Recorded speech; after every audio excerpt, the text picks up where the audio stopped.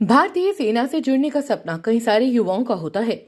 ये एक ऐसा करियर है जिसमें आप अपने जॉब के साथ देश की सेवा भी कर पाते हैं, इसलिए युवा में इसका काफी क्रेज होता है। भारतीय सेवा में 3 बल होते हैं: जल सेना, थल सेना और वायु सेना। इन तीनों में ही वायु सेना यानी इंडियन एयरफोर्स काफी पॉपुलर है। इंडियन एयरफोर्स देश की सुरक्षा में एक महत्वपूर्ण भूमिका निभाती है। अगर आप देश की सेवा करना चाहते हैं और आसमान में उड़ने का सपना देखते हैं, तो इस इंडियन एयरफोर्स में शामिल होना एक शानदार करियर विकल्प हो सकता है। आज के हमारे इस वीडियो में हम इंडियन एयरफोर्स के भर्ती कैसे होती है, इसके लिए योग्यताएं क्या होती हैं, हाइट, उम्र और कौन कौन सी परीक्षाएं देनी होती हैं और तैयारी कैसी करनी चाहिए, सब कुछ जानेंगे आज हमारे इस वीडियो में। आप इस वीडियो को पूरा अंत तक जरूर देखिएगा, क्योंकि इस वीडियो में हमने बताया है कि आप किस तरह पढ़ाई करके पहली ही बार में इंडियन एयरफोर्स को ज्वाइन कर सकते हैं। तो आइए वीडियो को शुरू करते हैं।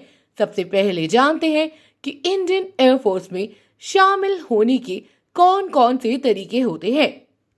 इंडियन एयरफोर्स में भर्ती होने के लिए 3 मुख्य ब्रांच होती है। पहला है फ्लाइंग ब्रांच, जिसमें पायलट और फ्लाइंग से जुड़े लोग होते हैं। दूसरा है टेक्निकल ब्रांच और तीसरा है ग्राउंड ड्यूटी ब्रांच। इनमें जाने के लिए भी 2 लेवल की भर्ती होती है। पहला 12वीं के बाद और दूसरा ग्रेजुएशन के बाद। हम दोनों प्रोसेस के बारे में जानेंगे, ताकि आप 12वीं पास है तो आप एयरफोर्स में कैसे जा सकते हैं, और दूसरा अगर आप ग्रेजुएट हैं तो आपके पास क्या क्या ऑप्शंस है। 12वीं के बाद इंडियन एयरफोर्स में कैसे जाएं। अगर आपने 12वीं साइंस स्ट्रीम से किया है और साथ ही आपने अपने 12वीं में फिजिक्स और मैथ्स के साथ पास किया है और भारतीय वायु सेना में शामिल होना चाहते हैं, तो आप एनडीए यानी नेशनल डिफेंस एकेडमी की परीक्षा देकर एयरफोर्स से जुड़ सकते हैं। इसकी एलिजिबिलिटी की बात करें तो इसके लिए आपकी उम्र 16.5 से 19.5 साल के बीच में होना चाहिए और आपने अपने 12वीं में फिजिक्स और मैथ्स के साथ कंप्लीट किया होना चाहिए। आइए अब हम इसकी सिलेक्शन प्रोसेस के बारे में जानते हैं। एनडीए की परीक्षा यूपीएससी के द्वारा आयोजित किया जाता है और ये ऑफलाइन होता है। इसमें 2 पेपर होते हैं। जब आप इसे पास कर लेते हैं तो आपको एसएसबी इंटरव्यू के लिए बुलाया जाता है। ये 5 दिन तक चलने वाला इंटरव्यू होता है, जिसमें आपके फिजिकल और मेंटल दोनों लेवल की जांच की जाती है। जब आप फाइनली से पास कर लेते हैं तो फिर आपका फिजिकल और मेडिकल टेस्ट होता है और फिर फाइनली ट्रेनिंग के लिए जाते हैं।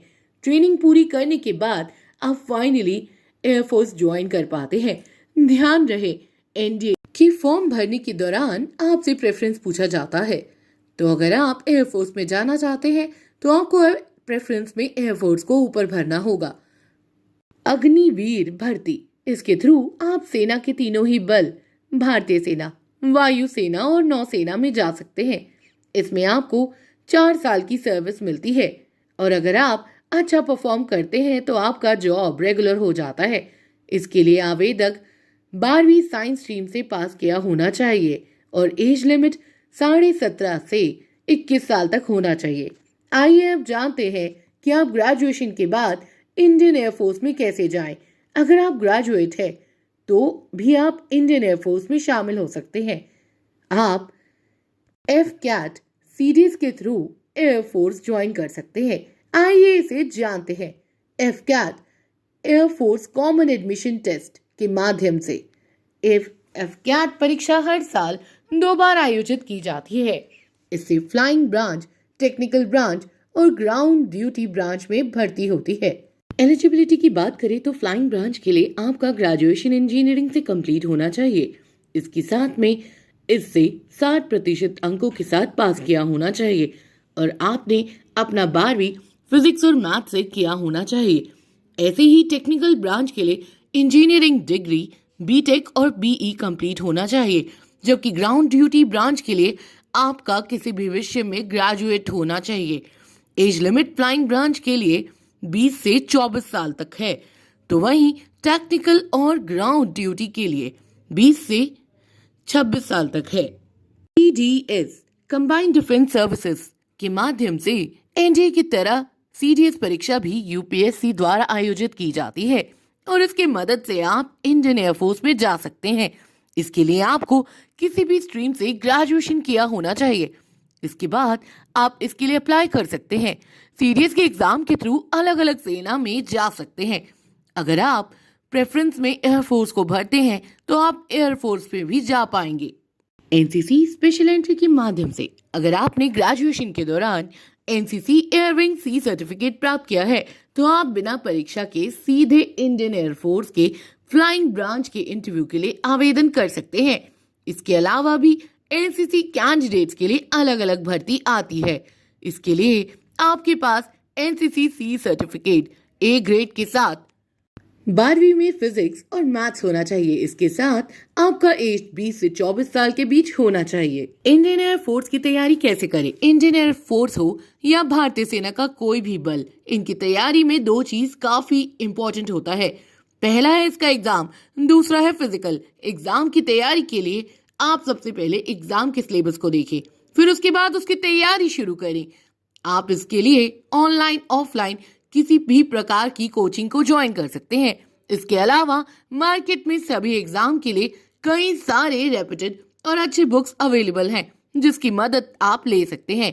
आप मॉक टेस्ट और प्रीवियस ईयर क्वेश्चन पेपर की सहायता भी ले सकते हैं। अब बात आती है फिजिकल की। इसके लिए आप फिजिकल फिटनेस बनाए रखें, रोजाना दौड़, पुशअप्स और योग करें, उचित डाइट लें और फिटनेस टेस्ट की तैयारी करें। भारतीय वायुसेना में करियर और सैलरी। भारतीय वायुसेना में शामिल होने के बाद आपको आकर्षक वेतन और भत्ते मिलते हैं। शुरुआती सैलरी की बात करें तो फ्लाइंग ब्रांच 85,000 रुपए से 1,50,000 तक प्रतिमाह कमाते हैं। टेक्निकल ग्राउंड ड्यूटी 56,100 रुपए से लेके 1,77,500 रुपए प्रतिमाह तक होती है। इसके साथ इंडियन एयरफोर्स में आपको कई अन्य सुविधाएं भी मिलती हैं, जैसे कि मेडिकल बेनिफिट, ट्रैवल अलाउंस, सरकारी आवास, कैंटीन सुविधा, पेंशन, ग्रेच्युटी आदि। उम्मीद है कि अब आप समझ गए होंगे कि एयरफोर्स में कैसे जा सकते हैं। अगर आप सच में एयरफोर्स ज्वाइन करना चाहते हैं तो कमेंट बॉक्स में एयरफोर्स जरूर लिखें। वीडियो पसंद आई हो तो इसे लाइक और शेयर जरूर करें, और हाँ, चैनल को अभी तक सब्सक्राइब नहीं किया तो जरूर से कर लीजिए।